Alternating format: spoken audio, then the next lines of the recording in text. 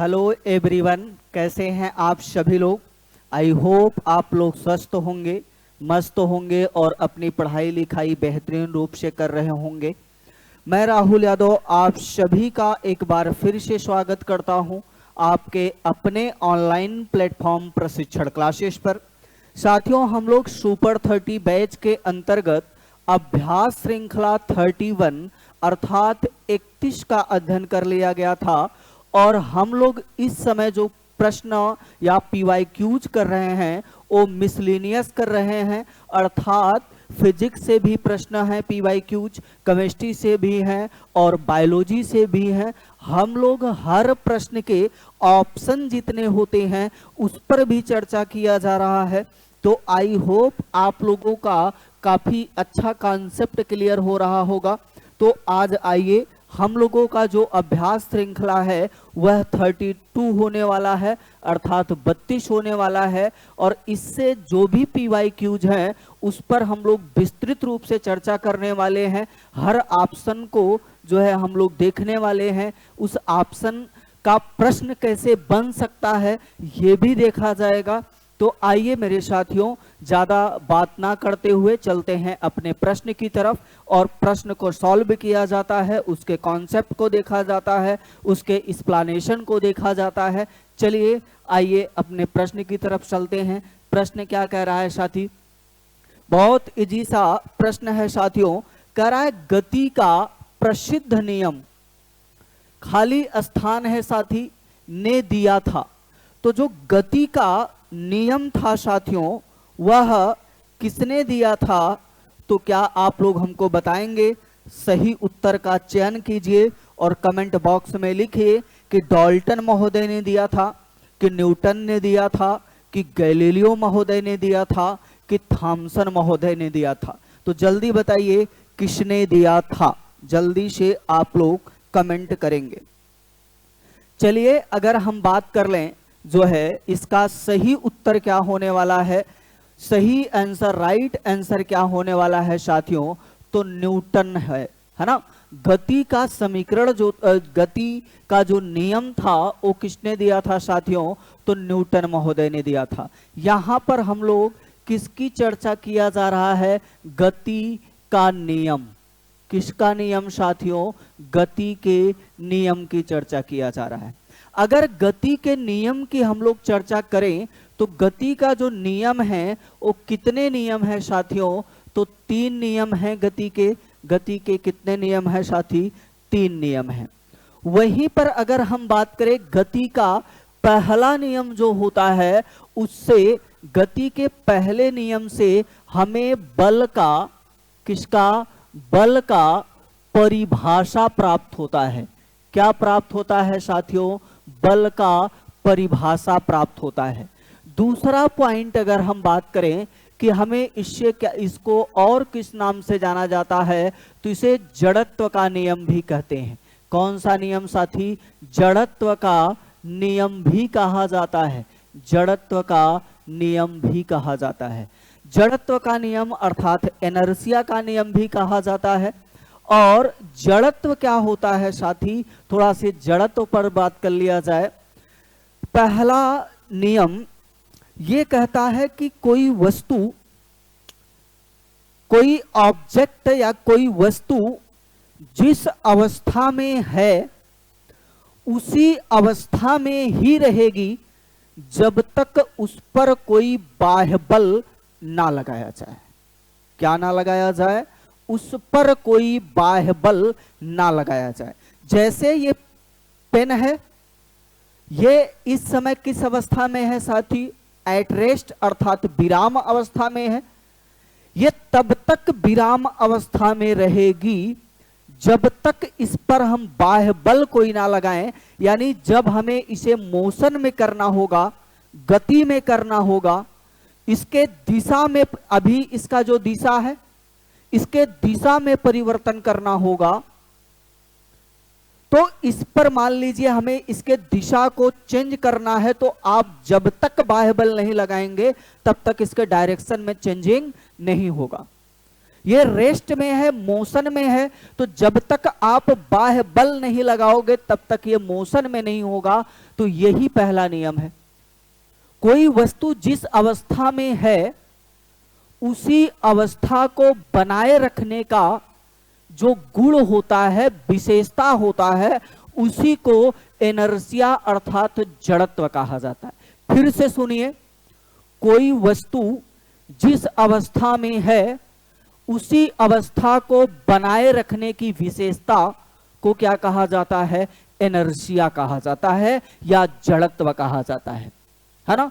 आइए, जैसे अगर हम बात करें इसका दैनिक जीवन में उपयोग क्या है, आइए एक पेज लेते हैं और उस पे समझा जाता है पहला जो है गति के पहले नियम को, गति का फर्स्ट लॉ, इसको समझा जाता है।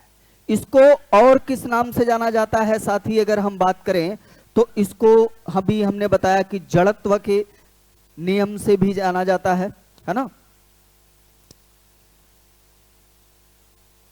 तो अगर हम बात करें, कोई वस्तु जिस अवस्था में रहेगा उसी अवस्था में रहने तब तक रहेगा जब तक उस पर कोई बाह्य बल ना लगाया जाए, और उस अवस्था के गुण को बनाए रखने की प्रक्रिया को क्या कहा जाता है?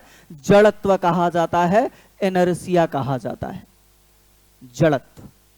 जैसे एक मैं मान लीजिए ये प्यारी सी आप लोगों का बस बना रहा हूं, फिगर पे मत जाइएगा साथियों, है ना, फीलिंग्स को समझिएगा।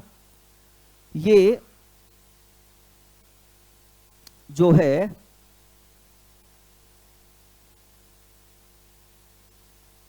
आप बैठे हैं, ये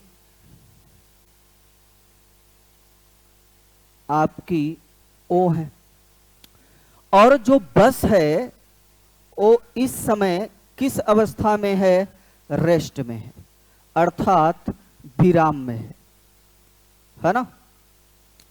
बस किस अवस्था में है? रेस्ट अर्थात विराम में है। अब आप जिस उस अवस्था में क्या है? विराम की अवस्था में है। जब बस अचानक चलेगी तो आप पीछे की तरफ झुक जाएंगे। क्या करेंगे? पीछे की तरफ झुक जाएंगे। मैं वैसे फिगर भी बनाया हूं कि पीछे की तरफ क्या हो जाएंगे? झुक जाएंगे। वहीं पर एक दूसरी बस बनाऊं, है ना, ट्रेवल करवा रहा हूं आप लोगों को।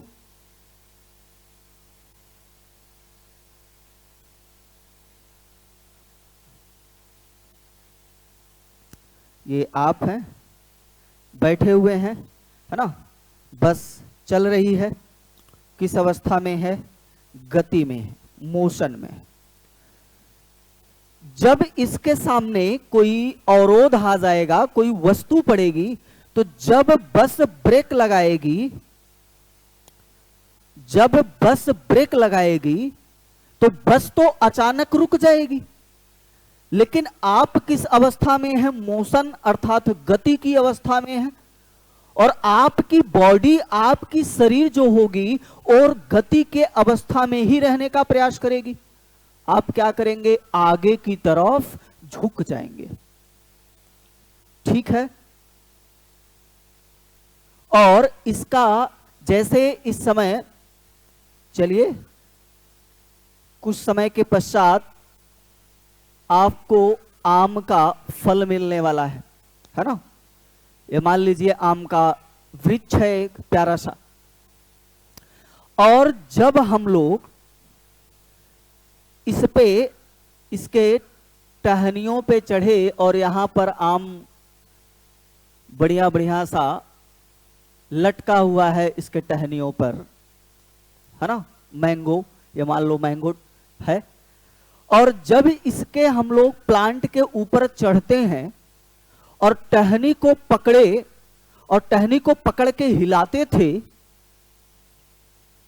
तो जो आम होता था, मैंगो होता था, वो टहनी से क्या हो जाता था? अलग हो जाता था। आपने टहनी पे फोर्स लगाया आम किस अवस्था में था? विराम अवस्था में, रेस्ट में। आपने जबरी फोर्स लगाया, टहनी तो मोशन में हो गई और उसी अवस्था में रहने का प्रयास किया और वो टहनी से क्या हो गया? अलग हो गया और हमें मैंगो प्यारा सा मिल गया। आप अपने घर पर कंबल या चादर को डंडे से जब पीट कर साफ करते हैं, भैया कंबल ले लिए, दो लोग पकड़े, कंबल पे आपने डंडे से या हत्थे से मारा, कंबल तो मोशन में हो गया, लेकिन जो धूल कण थे वो उसी अवस्था को बनाए रखने का प्रयास करेंगे। कंबल तो मोशन में हो जाएगा और वो क्या हो जाएंगे? उससे अलग हो जाएंगे। एक कोई बीकर लीजिए, एक कोई ग्लास लीजिए, है ना, और इस पे एक प्यारा सा आप गत्ता रख दीजिए और इस गत्ते पर आप कुछ सिक्के रख दीजिए। आप जब अचानक गत्ते को पकड़कर खींचेंगे या फोर्स लगाएंगे, गत्ता तो यहां से पार हो जाएगा, लेकिन सिक्का कहां गिर जाता है? आपके ग्लास में। ऐसा क्यों? क्योंकि गत्ते पे आपने फोर्स लगाया, गत्ता ने गति कर लिया, लेकिन ये सिक्का विराम अवस्था में था और इसी अवस्था में रहने का प्रयास किया, इस वजह से वहीं पर गिर गया। तो गति का पहला नियम। दूसरा नियम बड़ा प्यारा है, उसको पढ़ने से पहले हम लोग को संवेग पढ़ना होगा, है ना, और दैनिक जीवन में उसका उपयोग क्या है? मोटरसाइकिलों में शॉकर का बनना, क्रिकेट का जो खिलाड़ी होता है अपने कैच करते समय अपने हाथों को पीछे करता है, जैसे जैसे समय बढ़ाएगा फोर्स कम होता जाएगा, टाइम कम लेगा, फोर्स अधिक होगा। ये सब हमारे क्या किसके उदाहरण हैं? द्वितीय नियम के। तीसरे नियम की अगर हम बात करें साथी, गति के तीसरे नियम, तो क्रिया एंड प्रक्रिया का नियम होता है। कौन सा नियम? क्रिया और प्रतिक्रिया का नियम। गोली से बंदूक चलने पर जितना फोर्स आगे, जितने स्पीड से गोली आगे जाएगी उतना पीछे, कूड़ी उड़ी कूदे होंगे, है ना, तो आप जितना अधिक बल पीछे की तरफ लगाते होंगे उतना आगे आप कूदते रहे होंगे। नाव से उतरते समय जितना आप फोर्स लगा के आगे कूदते हैं उतना नाव क्या होती है साथी? पीछे जाती है। तो आई होप आप लोग को समझ में आया होगा। गति का नियम किसने दिया था साथियों? तो न्यूटन महोदय ने दिया था। एक इनकी बुक थी प्रिंसिपिया। कौन सी बुक थी? प्रिंसिपिया में, प्रिंसिपिया नामक पुस्तक में, बुक में इन्होंने 1687 में गति को प्रकाशित करवाया। ठीक है, अगर वहीं पर हम गैलीलियो की बात कर लें तो गति का नियम तो न्यूटन चचा ने दे रखा है, लेकिन गति के जो आप 3 समीकरण पढ़ते हैं, v equal to u plus a t, s equal to u t plus half a t square, और जो तीसरा जो है पढ़ते हो v square equal to u square minus 2ac, यानी गति का नियम किसने दिया था साथियों? तो गति का जो नियम था वो किसने दिया? न्यूटन महोदय ने दिया। और गति का जो समीकरण आप पढ़ते हैं v equal to u plus a t, s equal to u t plus half a t square, v square equal to u square minus 2ac, ये किसने दिया था? तो गैलीलियो महोदय ने दिया था। किसने दिया था साथी? गैलीलियो महोदय ने दिया था। डाल्टन का परमाणु सिद्धांत है साथियों, परमाणु सिद्धांत, डाल्टन का परमाणु सिद्धांत, फिर थॉमसन का परमाणु सिद्धांत, और इन्होंने बताया, क्या बताया? कि परमाणु अविभाज्य है। आगे चल के थॉमसन महोदय आते हैं, कहते हैं नहीं भैया डाल्टन सुनिए मेरी बात, ज्यादा भौकाल मत बनाइए। परमाणु अविभाज्य नहीं है, परमाणु विभाज्य है, आगे चल के तोड़ते भी हैं इलेक्ट्रॉन में, प्रोटॉन में और न्यूट्रॉन में। ठीक है, चलिए चलते हैं अगले प्रश्न की तरफ साथियों। तो ये प्रश्न आप लोगों को आई होप समझ में आया होगा कि गति का नियम किसने दिया, न्यूटन महोदय। गति का समीकरण किसने दिया, गैलीलियो महोदय ने दिया। न्यूटन महोदय ने कब दिया था, तो 1687 में। किस बुक में प्रकाशित करवाया था, तो प्रिंसिपिया में। चलिए चलते हैं अगले प्रश्न की तरफ साथी। एक मिनट साथियों, चलिए करा न्यूटन के गति, ये लो अभी समझाया था साथियों।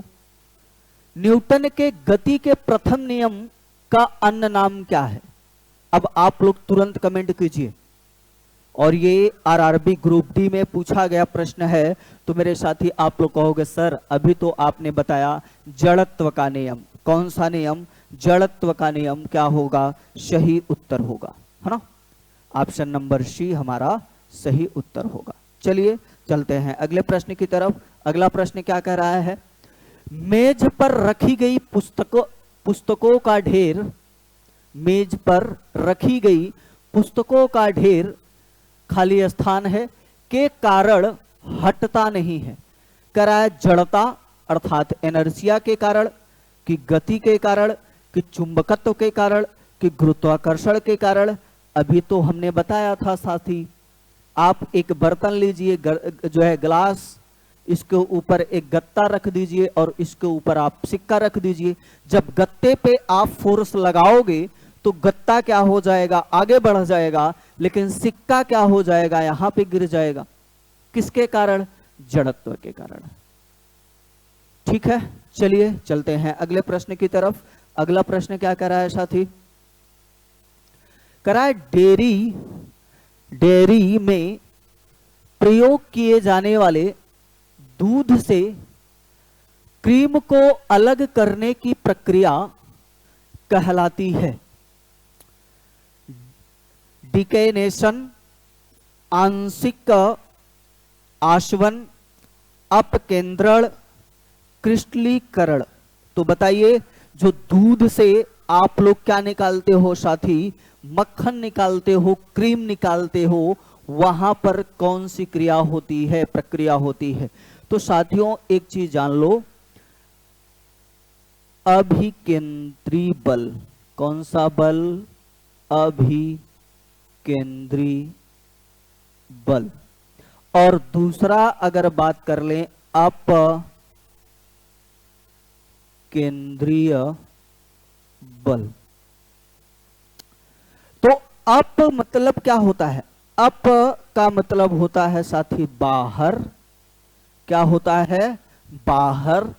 और यहां पे देखो अ है फिर भी है, और भी से आप लोग बना लो भीतर, है ना, या अंदर।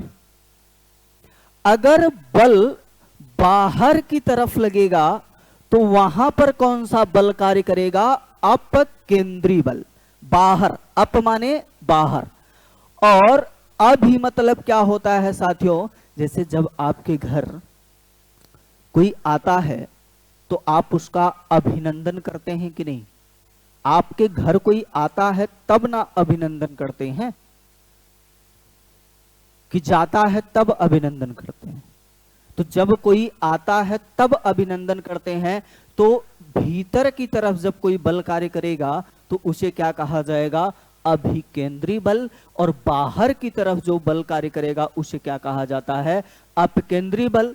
और ये बताइए, जो दूध से मक्खन या क्रीम निकाला जाता है, अब वहां पर वही पूछा है कौन सा बल कार्य करेगा साथियों, बाहर की तरफ बल कार्य करता है। तो बाहर की तरफ मतलब अपकेंद्रण बल। कौन सा बल, अब अपकेंद्रण बल, या आप कह सकते हैं सर अभिकेंद्री बल। और ये साथी आरआरबी एनटीपीसी 2016 में प्रश्न पूछा गया है। चलिए चलते हैं अगले प्रश्न की तरफ।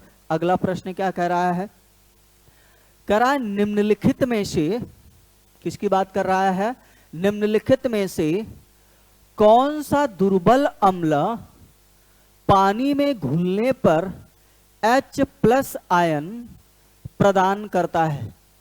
अच्छा, साथियों, अम्ल की अगर हम बात करें तो एक बड़े प्यारे से वैज्ञानिक थे। उस वैज्ञानिक का नाम क्या था साथियों? तो आरहेनियस। क्या था? आरहेनियस। इन्होंने बताया कि जब कोई पदार्थ जल में घोला जाए और वो कैसा आयन दे दे? H+ आयन दे दे।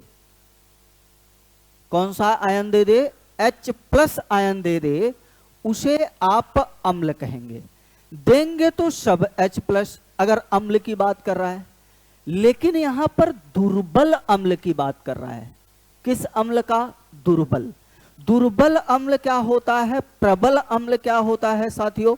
तो हमने बताया था कि अगर कोई वस्तु 7 के pH पर है तो वो क्या कहलाती है? उदासीन। क्या कहलाएगी? उदासीन। अगर 7 से कम है तो वो क्या कहलाएगा? अम्ली। अगर 7 से अधिक है तो वो क्या कहलाएगा? क्षारी।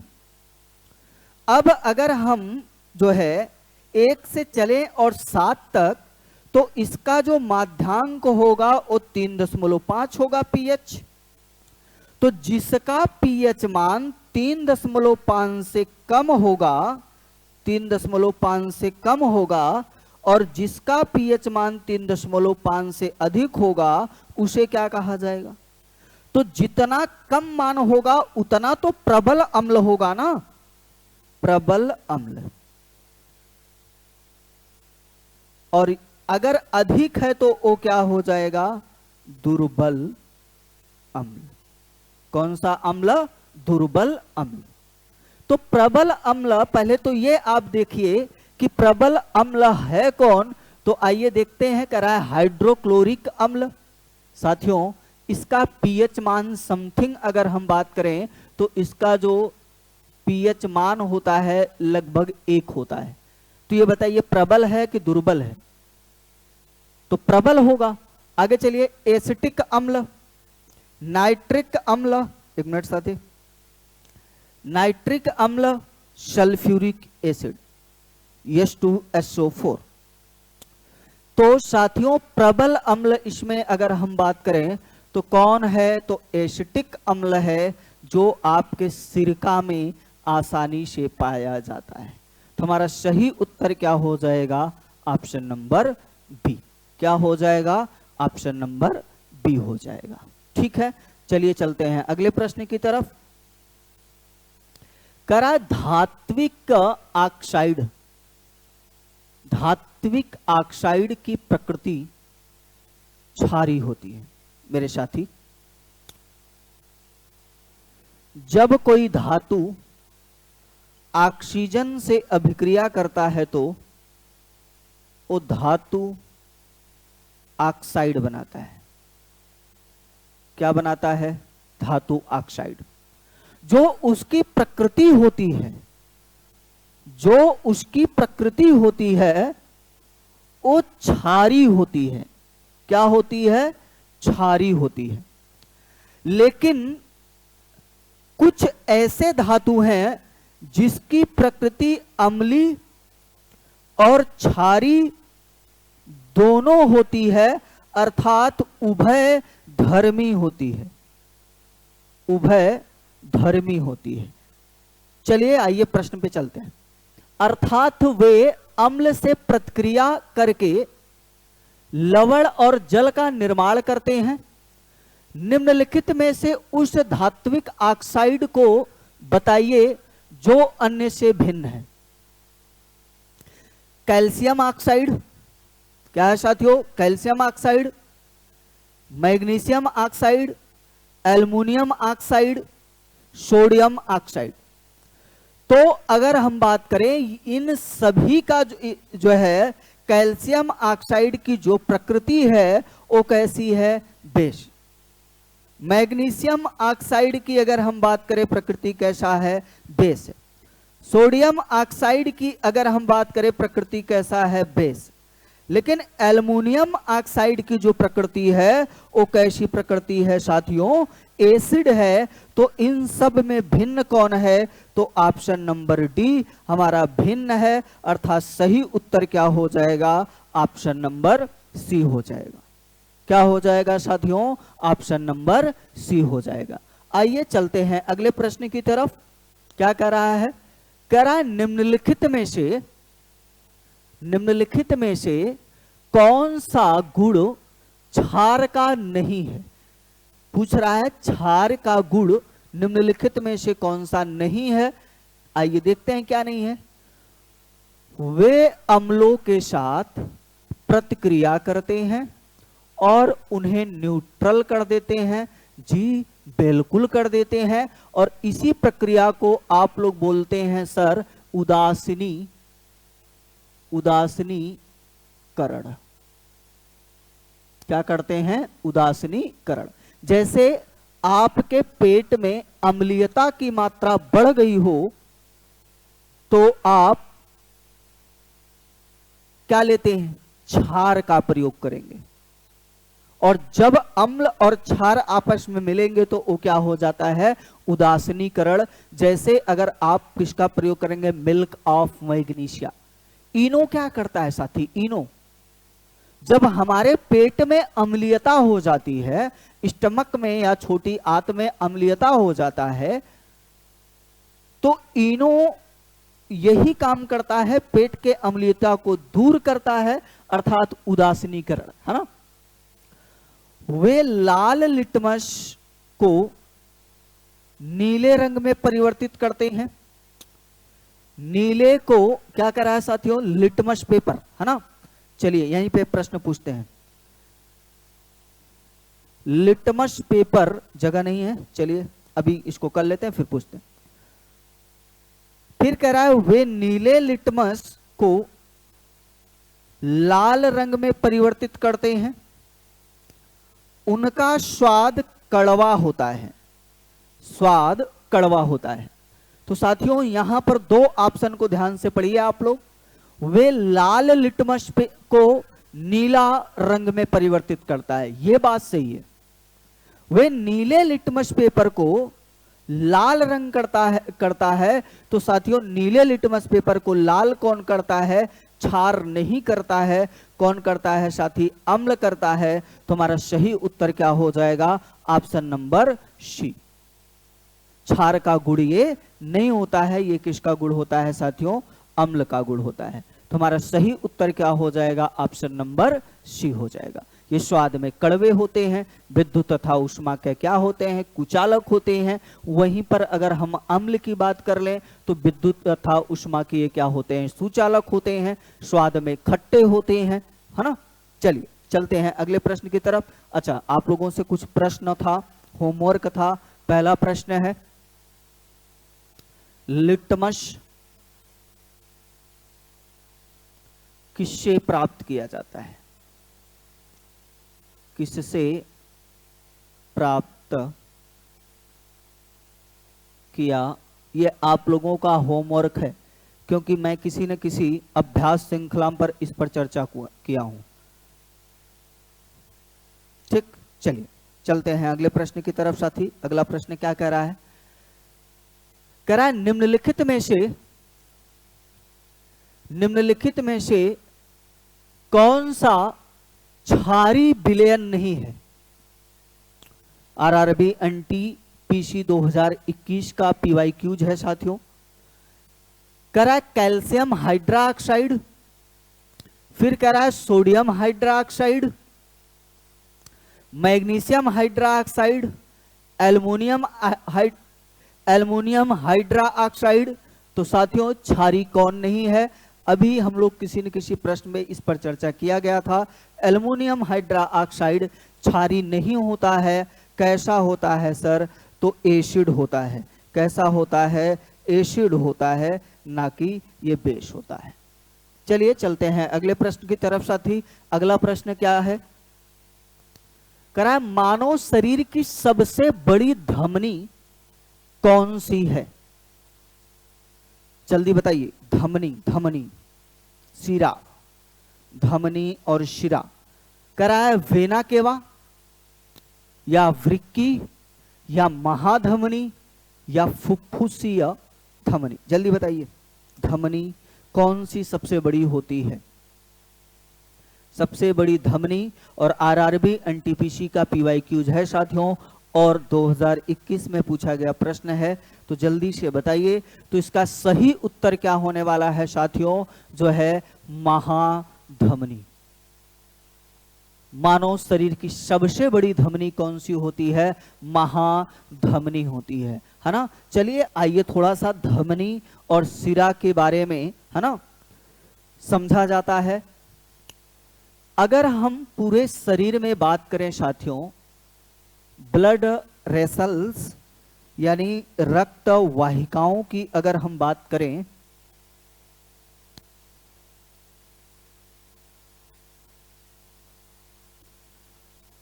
रक्त वाहिका, ब्लड वेसल्स, पूरे रक्त वाहिकाओं की अगर हम बात करें तो जो रक्त वाहिकाएं होती हैं हमारे शरीर में, वो मुख्यतः दो पाई जाती हैं।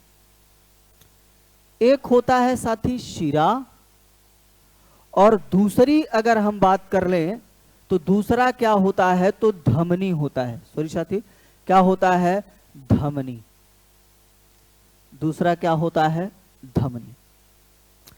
अगर हम कहें कि इसकी विशेषता क्या होती है, तो पहली इसकी विशेषता है साथियों, धमनी में जो रक्त का प्रवाह होता है, रक्त का प्रवाह,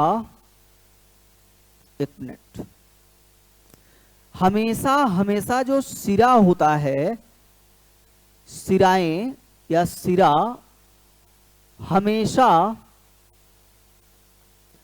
अशुद्ध रक्त का प्रवाह करते हैं। किस रक्त का प्रवाह करते हैं? अशुद्ध रक्त। अशुद्ध रक्त का मतलब जिसमें कूड़ा करकट भरा गया हो, कचरा भरा गया हो। नहीं साथियों, जिसमें क्या पाया जाता हो? कार्बन डाइऑक्साइड अर्थात CO2 पाया जाता हो। यहीं तो रुकिए। एकमात्र शिरा, कौन सा शिरा? फुफ्फुस शिरा। कौन सा शिरा साथी? फुफ्फुस शिरा कैसे रक्त का प्रवाह करता है? शुद्ध रक्त का प्रवाह करता है। शुद्ध रक्त का प्रवाह करता है। सभी शिराएं अशुद्ध रक्त का प्रवाह करते हैं, लेकिन एकमात्र शिरा फुफ्फुस शिरा कैसे रक्त का प्रवाह करता है? शुद्ध रक्त का प्रवाह करता है। धमनी पर आइए। ठीक, सभी धमनी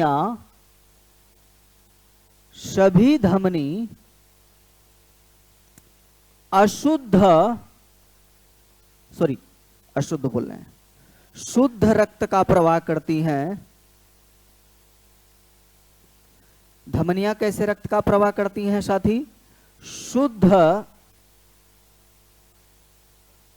रक्त का प्रवाह करती हैं।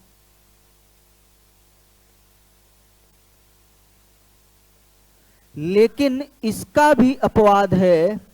एकमात्र धमनी फुफ्फुस धमनी अशुद्ध रक्त का प्रवाह करती है। अशुद्ध रक्त का प्रवाह करती है। और ये प्रश्न अक्सर बराबर ये पूछे जाते हैं, तो इसलिए अच्छा, शुद्ध रक्त किसे कहते हैं साथी? तो वह रक्त जिसमें क्या पाया जाता हो? ऑक्सीजन पाया जाता हो, उसे क्या कहा जाता है? शुद्ध रक्त कहा जाता है। आई होप आप लोगों को समझ में आया होगा। शुद्ध रक्त का प्रवाह कौन करती हैं? धमनियां करती हैं। लेकिन एकमात्र धमनी फुफ्फुस धमनी कैसे रक्त का प्रवाह करती है? अशुद्ध रक्त का प्रवाह करती है। शिराएं जब भी प्रवाह करते हैं किसका करते हैं? अशुद्ध रक्त का प्रवाह करती हैं। मात्र एक शिरा है फुफ्फुस शिरा, वो कैसे रक्त का प्रवाह करता है? शुद्ध रक्त का प्रवाह करता है। सबसे बड़ी धमनी कौन सी होती है? महाधमनी होती है ना। हमारे हृदय जो आप लोग दिल को बांटते रहते हैं, इधर उधर देते रहते हैं, तो हमारे हृदय में 4 चेंबर पाए जाते हैं। कितने चेंबर पाए जाते हैं साथियों हमारे हृदय में? तो हमारे हृदय में 4 चेंबर पाए जाते हैं, जिसको आप लोग बोलते हैं दायां आलिंद, बायां आलिंद, दायां निलय, बायां निलय। भाई जब कमरों की संख्या अधिक है तो लोग आते जाते भी रहेंगे। सबका दिल अपने अपने पास है ना, नहीं तो फिर दिक्कत हो जाएगा। तो चलिए चलते हैं अगले प्रश्न की तरफ, स्क्रीनशॉट लेंगे। तब तक साथियों पानी पी लेते हैं।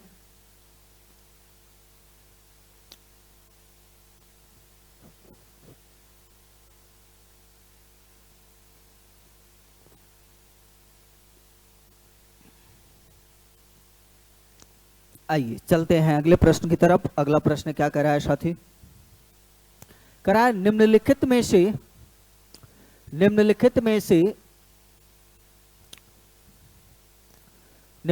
में से परिसंचरण तंत्र का अंग नहीं है।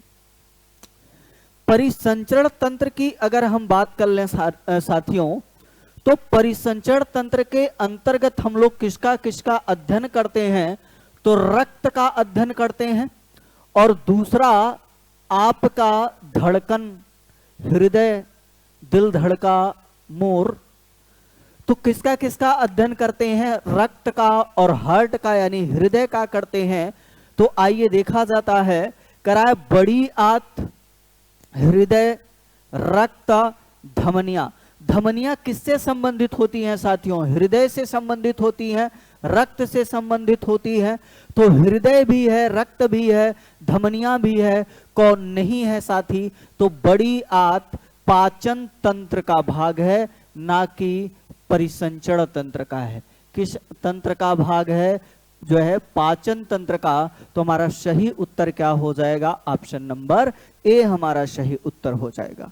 आइए चलते हैं अगले प्रश्न की तरफ साथियों। अगला प्रश्न क्या कह रहा है? रक्त में सफेद रक्त कण खाली स्थान है, इसको फिल करना है। प्रोटीन, हीमोग्लोबिन ले जाते हैं, पोषक तत्वों को ले जाते हैं, शरीर में संक्रमण से बचाते हैं, खून जमने में मदद करते हैं। जल्दी बताइए। WBC अर्थात व्हाइट ब्लड सेल रक्त क्या करते हैं? जल्दी से बताइए। चलिए थोड़ा से आज ब्लड के बारे में जान लिया जाए, इसके स्वाद के बारे में, है ना। कभी चखे हो क्या आप लोग? इसका स्वाद कैसा होता है? ब्लड का स्वाद कैसा होता है? नमकीन होता है साथियों। कैसा होता है? नमकीन। नमकीन क्यों होता है? तो हमारे प्लाज्मा में सोडियम बाइकार्बोनेट पाया जाता है, उसके कारण रक्त का जो स्वाद होता है साथियों, वह जो है नमकीन होता है। कैसा होता है? नमकीन। आइए थोड़ा से रक्त के बारे में चर्चा कर लिया जाता है। अगर रक्त की हम लोग बात करें, ब्लड की बात करें, रक्त की अगर हम बात कर लें साथी, तो रक्त के बारे में मुख्यतः हम लोग क्या क्या पढ़ते हैं? तो प्लाज्मा के बारे में अध्ययन किया जाता है। किसके बारे में चर्चा किया जाता है? प्लाज्मा के बारे में चर्चा किया जाता है। प्लाज्मा। वहीं पर अगर हम बात कर लें तो आरबीसी, और दूसरा अगर बात कर लें तो WBC, और प्लेटलेट्स के बारे में हम लोग चर्चा करते हैं।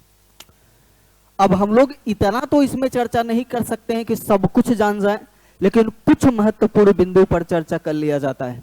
आइए साथियों,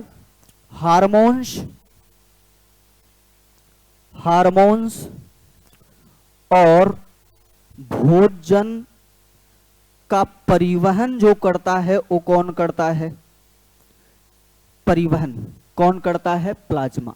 अर्थात प्लाज्मा का मुख्य कार्य क्या होता है? तो हार्मोन्स और भोजन का या भोज्य पदार्थों का परिवहन करना। आरबीसी का कार्य क्या होता है साथियों? जो उसका मुख्य कार्य होता है, इसका कार्य क्या होता है? तो आरबीसी का कार्य होता है ऑक्सीजन का परिवहन करना। क्या करना मेरे प्यारे साथियों? ऑक्सीजन का परिवहन करना। और आप लोग पढ़े होंगे किसकी मदद से? तो एचबी अर्थात हीमोग्लोबिन की मदद से। डब्ल्यूबीसी की अगर हम बात कर लें, डब्ल्यूबीसी का कार्य क्या होता है? तो रोगों से बचाना। रोगों से बचाना, रोगों से जो है हमारे इम्यून सिस्टम से, हमारे प्रतिरक्षा तंत्र से संबंधित कौन सी सेल होती है? डब्ल्यूबीसी होती है।